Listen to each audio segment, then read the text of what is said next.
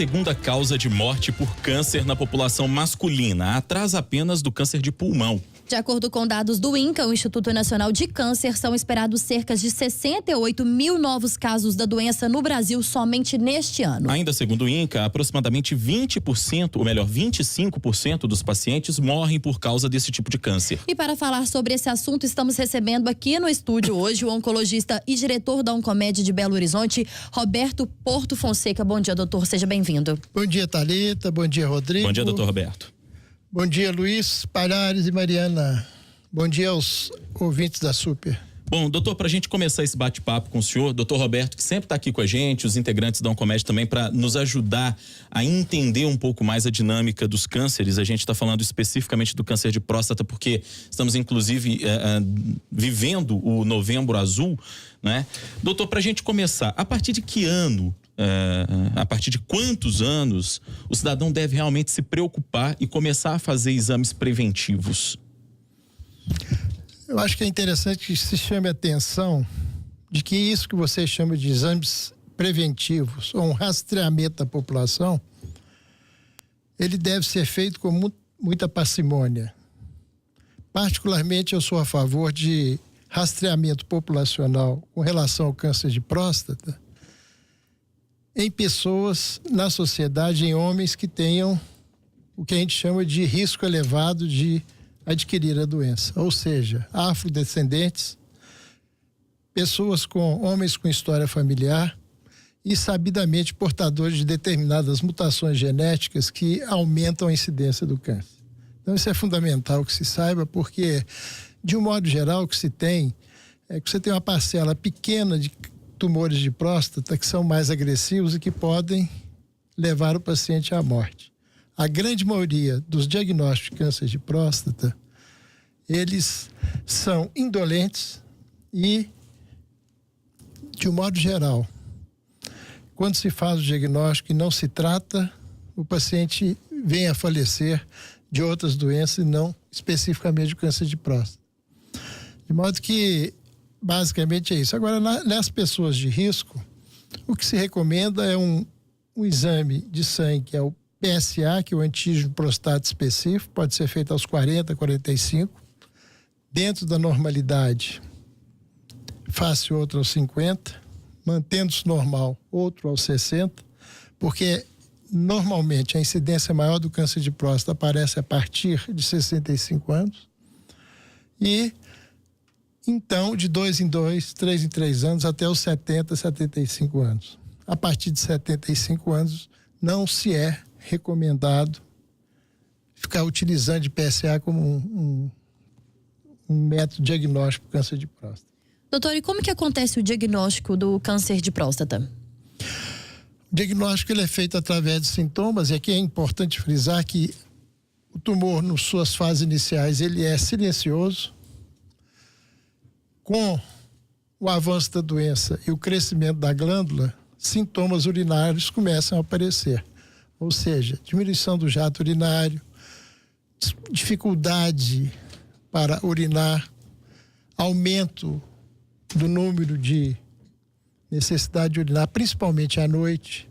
Então, isso tudo relacionado com o aumento da glândula. Quando o paciente tem doença já disseminada, evidentemente, os sintomas vão estar relacionados para a parte do corpo em que a doença metastatizou. Por exemplo, ossos, então ele tem dor óssea, etc.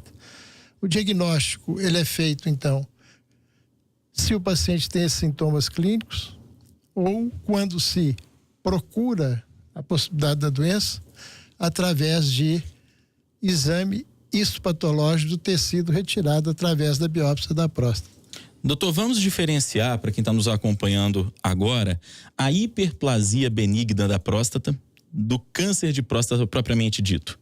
Essa pergunta é muito interessante porque os sintomas do câncer da próstata no início são absolutamente semelhantes ao da hiperplasia, porque estão relacionados ao aumento da glândula ou até a prostatite.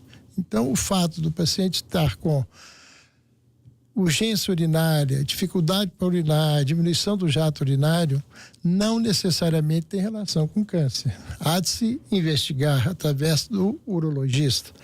Mas esses sintomas são semelhantes: câncer de próstata, hiperplasia benigna e prostatite. Agora, a diferença entre a hiperplasia e o câncer é de que a hiperplasia é um aumento da glândula benigno e acontece na absoluta maioria dos homens com a idade avançando, a partir principalmente de 60 anos. Já o câncer é uma doença maligna, com um comportamento biológico completamente diferente. E quais que são, doutor, além da idade, né, em que é recomendado o começo desses exames, os principais fatores de risco aí que o homem deve se preocupar, né, e procurar um médico para poder fazer o exame? A idade é o principal fator. E, além da idade, recomenda-se avaliação periódica mais frequente, como eu disse, de afrodescendentes, que tem uma incidência maior e, eventualmente, a agressividade dessa doença nesses homens é maior. Então, idade, afrodescendente, pessoas que tenham já uma história familiar comprovada e ainda pessoas comprovadamente portadores de determinadas mutações genéticas que aumentam, como o BRCA2, aumenta a incidência do tumor. Na população em geral, indivíduos que não praticam exercício físico, com sobrepeso, obesos, tabagistas, todos esses têm um aumento da incidência da doença. O doutor, existe também um levantamento que mostra que muitos dos homens que têm aí o diagnóstico do câncer de próstata, algo em torno de 60%, só procuram ajuda quando a doença já está em estágio avançado. Por que isso acontece, na opinião do senhor? Eu vejo vários fatores. Primeiro, desconhecimento das informações que poderiam ter sido dadas a esses indivíduos com relação ao câncer de próstata. Então, um indivíduo que comece a ter sintomas como diminuição do jato urinário, como urgência urinária, noctúria, que é um aumento da necessidade de urinar noturno, etc., esse indivíduo, ele deve procurar o mais precocemente o seu urologista para fazer o diagnóstico diferencial, inclusive, entre um câncer de próstata, prostatite, hiperplasia, etc.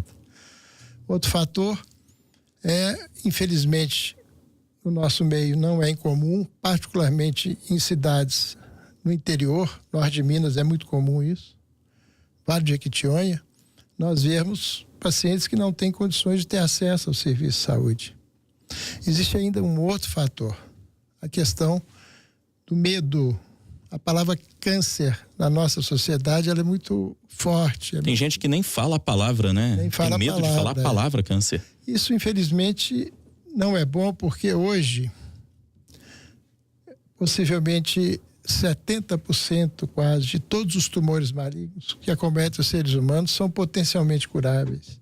O câncer hoje é uma doença muito mais curável que uma série de doenças crônico-degenerativas como DPOC, que é enfisema, etc. Então, as razões para isso são múltiplas, não necessariamente deveriam existir. Mas é importante frisar que, mesmo com o diagnóstico de câncer de próstata, nem sempre o paciente vai precisar tratamento. Aproveitando que o senhor falou sobre cura, o diagnóstico precoce, ele contribui para as chances de cura? O diagnóstico precoce, paciente com câncer de próstata com diagnóstico precoce, praticamente 100% é curado. Principalmente pacientes com uma histologia, com portadores de tumores, que a gente chama de Gleason, que são a avaliação histológica do grau do tumor, é mais baixa. Então, esses pacientes, na maioria, são curados e, eventualmente, nem precisam, mais uma vez, de serem tratados. Quando o paciente faz, doutora, a cirurgia, muitas vezes, da retirada da próstata, existem aí efeitos colaterais com os quais, às vezes, as pessoas vão ter que conviver, os homens vão ter que conviver. Eu falo da questão da disfunção erétil, né? A famosa impotência sexual, a incontinência urinária. Como é que as pessoas devem lidar com isso? E aí eu pergunto do ponto de vista do próprio paciente e de quem convive com ele, a parceira, a esposa, por exemplo. Existem maneiras de você contornar isso aí quando, infelizmente, isso acontece, né? O fundamental é que, individualmente, um paciente numa situação como essa, ele, antes de se submeter a qualquer tipo de tratamento, ele pergunte ao seu médico: doutor, qual é, no meu caso em particular, a efetividade desse tratamento. Ou seja, qual que é o benefício clínico que eu vou ter com esse tratamento. Aí o médico diz, no seu caso, a sua possibilidade é de ficar curado. Benefício altíssimo. Aí, em segundo lugar, ele pergunta, doutor, qual é a segurança que eu tenho com relação ao tratamento no sentido de efeitos adversos, riscos?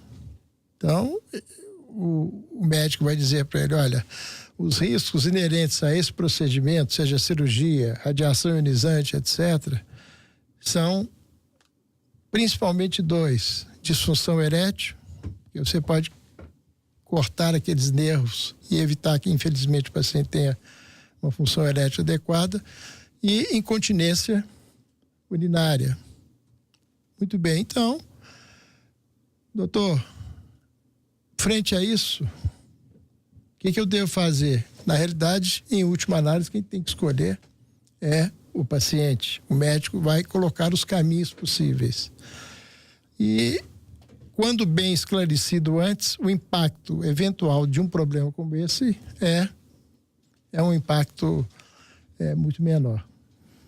Muito bem. Nós conversamos aqui hoje com o oncologista e diretor da Oncomed BH, Dr. Roberto Porto Fonseca, falando com a gente a respeito do câncer de próstata. Repito, ele que sempre está aqui, pelo menos uma vez por mês, nos ajudando a entender melhor os cânceres que atingem a população. Novembro Azul, nada melhor do que falar a respeito disso. Obrigado mais uma vez, é sempre um prazer recebê-lo aqui, doutor Roberto. A honra é nossa, um bom dia a todos. Obrigada, doutor. 7h31.